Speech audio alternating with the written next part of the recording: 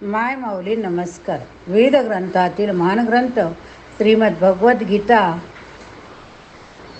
अध्याय कर्मयोग अध्याय 3 श्लोकांचा अर्थ अभिवाचन करत आहे. ओम श्री परमात्मने नमः. अर्जुन म्हणाला, हे जनार्दना, जर तुम्हाला कर्महून ज्ञान श्रेष्ठ वाटते तर मग हे केशवा, मला भयंकर कर्म करण्यास का प्रवृत्त करीत आहात? तुम्ही मिश्रितच्या भाषाने माझ्या बुद्धीला जणू मोहित करीत आहात. म्हणून अशी एकच गोष्ट निश्चित करून मला सांगा की ज्यामुळे माझे कल्याण होईल. श्री भगवान म्हणाले, हे निष्पापा, या जगात 2 प्रकारची निष्ठा, साधनाच्या परिपक्व अवस्थेचे अर्थात पराकाष्ठेचे नाव निष्ठा होय. 2 प्रकारची निष्ठा माझ्याकडून पूर्वी सांगितली गेली आहे. त्यातील सांख्ययोगाची निष्ठा ज्ञानयोगाने व योगाची निष्ठा कर्मयोगाने होते. मनुष्य कर्म केल्याशिवाय निष्कर्मतेला म्हणजेच योगनिष्ठा प्राप्त होत नाही. कर्माचा फक्त त्याग केल्याने तो सिद्धीला म्हणजेच सांख्यनिष्ठेला प्राप्त होत नाही. निसंशयपणे कोणीही मनुष्य कोणत्याही वेळी क्षणभरसुद्धा काम न करता राहत नाही. कारण सर्व मनुष्य समुदाय प्रकृतीपासून उत्पन्न झालेल्या गुणांमुळे पराधीन असल्यामुळे कर्म करायला भाग पाडला जातो. जो मूर्ख मनुष्य सर्व इंद्रिय बळेच वरवर आवरून मनाने त्या इंद्रियांच्या विषयांचे चिंतन करीत राहतो तो मिथ्याचारी म्हणजे दांभिक म्हटला जातो. परंतु हे अर्जुना, जो मनुष्य मनाने इंद्रियांना ताब्यात ठेवून आसक्त न होता सर्व इंद्रियांच्या द्वारा कर्मयोगाचे आचरण करतो तो श्रेष्ठ होय. शास्त्रविहित कर्तव्य कर्म कर, कारण कर्म न करण्यापेक्षा कर्म करणे श्रेष्ठ आहे. तसेच कर्म न करण्याने तुझे शरीर व्यवहारही चालणार नाहीत. यज्ञानिमित्त केल्या जाणाऱ्या कर्माशिवाय दुसऱ्या कर्मात गुंतलेला हा मनुष्य समुदाय कर्माने बांधला जातो. म्हणून हे अर्जुना, तू आसक्ती सोडून यज्ञासाठी उत्तम प्रकारे कर्तव्य कर्म कर. प्रजापती ब्रह्मदेवाने कल्पारंभी यज्ञास प्रजा उत्पन्न करून त्यांना सांगितले की तुम्ही ह्या यज्ञाच्या द्वारा उत्कर्ष करून घ्या. हा यज्ञ म्हणजे तुमचे इच्छित मनोरथ पूर्ण करणारा हो. तुम्ही ह्या यज्ञाने देवतांची पुष्टी करा आणि त्या देवतांनी तुम्हाला पुष्ट करावे. अशा प्रकारे निस्वार्थीपणाने एकमेकांची उन्नती करीत तुम्ही परमकल्याणाला प्राप्त व्हाल. यज्ञाने पुष्ट झालेल्या देवता तुम्हाला न मागताही इच्छित भोग खात्रीने देत राहतील. अशा रीतीने त्या देवतांनी दिलेले भोग त्यांना अर्पण न करता जो पुरुष स्वतः खातो तो चोरस होय. यज्ञ करून शिल्लक राहिलेले अन्न खाणारे श्रेष्ठ पुरुष सर्व पापांपासून मुक्त होतात. पण जे पापी लोक स्वतःच्या शरीर पोषणासाठी अन्न शिजवतात ते तर पापच खातात. सर्व प्राणी अन्नापासून उत्पन्न होतात. अन्न निर्मिती पावसापासून होते. पाऊस यज्ञामुळे पडतो आणि यज्ञ विहित कर्मामुळे घडतो.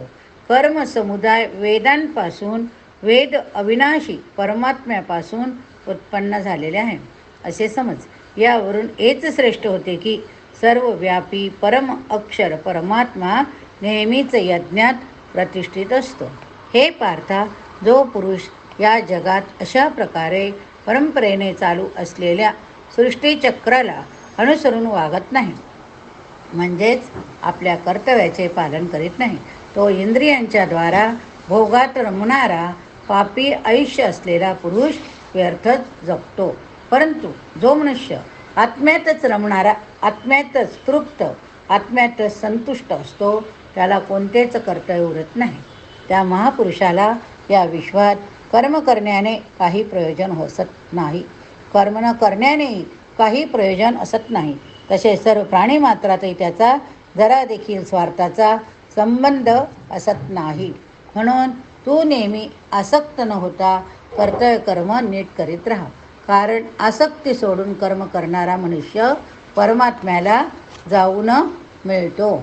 जनकादी ज्ञानी लोकही आसक्ती रहित कर्मानेच परमसिद्धीला प्राप्त झाले होते. म्हणून तसेच लोकसंग्रहाकडे दृष्टी देऊन देखील तू कर्म करणेच योग्य. श्रेष्ठ पुरुष जे जे आचरण करतो त्याप्रमाणेच इतर लोकही आचरण करतात. येथे क्रियापद एकवचनी आहे. जन शब्द समुदायदायकाच असल्यामुळे भाषांतरात बहुवचनी क्रियापद घेतले आहे. जो जे काही प्रमाण म्हणून सांगतो त्याप्रमाणेच सर्व मनुष्य समुदाय वागू लागतो. हे अर्जुना, मला या तिन्ही लोकात काही कर्तव्य नाही. या मिळण्याजोगे कोणतीही वस्तू मिळाली नाही असे नाही, तरी मी कर्म करीतच असतो. कारण हे पार्था, जर का मी सावध राहून कर्म केले नाहीत तर मोठे नुकसान होईल. कारण मनुष्य सर्व प्रकारे माझ्याच मार्गाचे अनुसरण करतात. म्हणून जर मी कर्म केले नाही तर ही सर्व माणसे नष्टभ्रष्ट होतील. मी संकर्तेचे कारण होईल, तसेच या सर्व प्रजेचा घात करणारा होईल.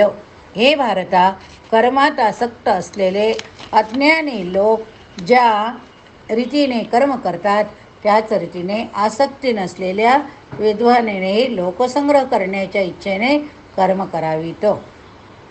परमात्मा स्वरूपात स्थिर असलेल्या ज्ञानी पुरुषाने शास्त्रविहित कर्मात आसक्ती असलेल्या अज्ञानी लोकांच्या बुद्धीत ब्रह्म म्हणजेच कर्माविषयी अश्रद्धा निर्माण करू नये. उलट स्वतः शास्त्रविहित सर्व कर्म उत्तम प्रकारे करीत त्यांच्याकडूनही तशीच करून घ्यावी.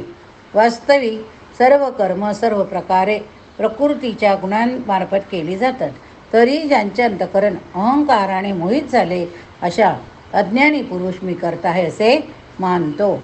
पण हे महाभाव, गुणविभाग कर्मविभाग यांचे तत्त्व जाणणारा ज्ञानयोगी सर्वच गुणात वावरत असतात. हे लक्षात घेऊन त्यामध्ये आसक्त होत नाही. प्रकृतीच्या गुणांनी अत्यंत मोहित झालेली माणसे गुणात कर्मात आसक्त होतात. त्या चांगल्या रीतीने न जाणणाऱ्या मंदबुद्धीच्या अज्ञानांचा पूर्ण ज्ञान असणाऱ्या ज्ञानाने बुद्धिभेद करू नये. अंतर्यामी मज परमात्म्यामध्ये गुंतलेल्या चित्ताने सर्व कर्म मला समर्पण करून आशा ममता संतापरहित होऊन तू युद्ध कर. जे कोणी मानव दोषदृष्टी टाकून श्रद्धायुक्त अंतकरणाने माझ्या या मताचे नेहमी अनुसरण करतात तेही सर्व कर्मापासून मुक्त होतात.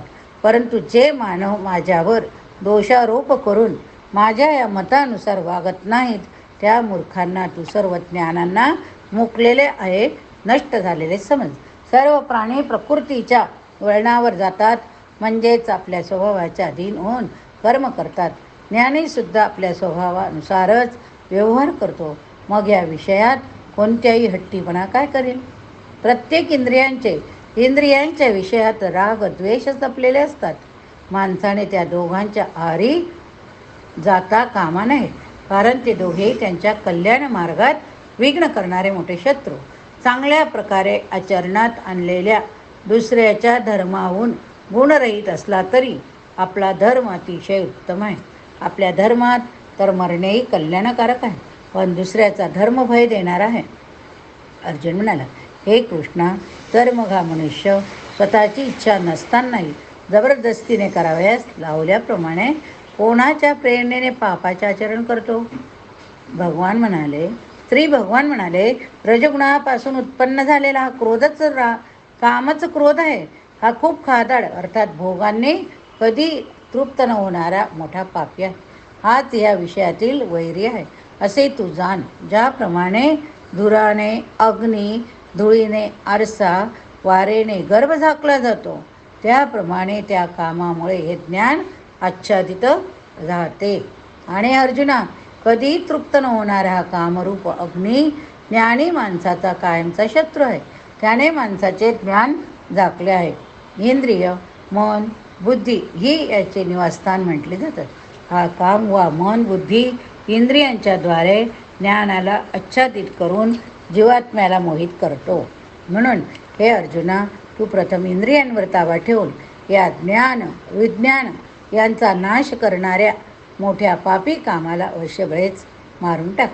इंद्रियांना स्थूल शरीरातून परत म्हणजे श्रेष्ठ, बलवान, सूक्ष्म म्हटले जाते. या इंद्रियाहून मन पर आहे, मनाहून बुद्धी पर आणि जो बुद्धी उणे अत्यंत पर तो आत्मा होय. अशा प्रकारे बुद्धी उण पर अर्थात सूक्ष्म बलवान अत्यंत श्रेष्ठ असा आत्मा आहे. हे जाणून बुद्धीच्या द्वारा मनाला स्वाधीन करून हे महाभाव तू या कामरूप अजिंक्य शत्रूला मारून टाक. ओम तत्सदिती श्रीमद्भगवद्गीतासु उपनिषत्सु ब्रह्मविद्यायां योगशास्त्रे श्रीकृष्णार्जुनसंवादे कर्मयोगो नाम तृतीयोऽध्याय समाप्त. गीता सुगीता कर्तव्या हि मन्यशास्त्रविस्तरे या स्वयं पद्मनाभस्य मुखपद्मात् विनिसुता.